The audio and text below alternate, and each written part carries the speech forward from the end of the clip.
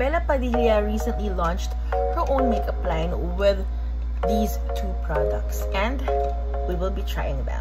First is Bella by Bella's Dot Perfection Cheek Tint. So this is color adapting, and as you can see, hindi siya yung usual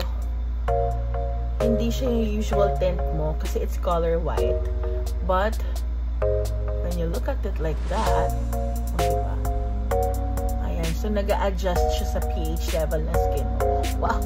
Advice na dapat one tiny dot lang ilalagay mo. So let's do it. Ayan. 2. And to blend. To blend it all in.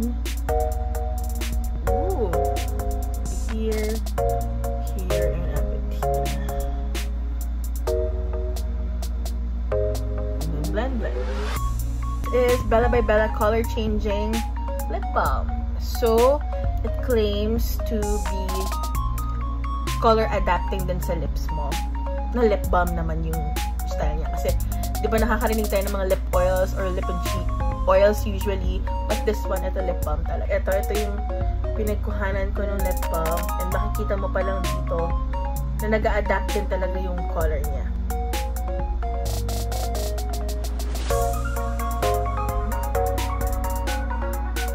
Final look. I'm a blush girly, so apologies. Talaga makikita mo na talaga dinamihan ko yung paglagay. But tip lang, if you'll be using this, a little goes a long way. So kung dot yung sinabi nila, talagang dot lang ilagay ninyo. Kasi talagang nag-blend siya ng maigi. And mabilis mong makikita yung effect sa cheeks mo. For the lips naman, this is the color na lumabas sa lips ko, and I actually feel na parang moisturized din talaga yung lips natin, which we all like as well. So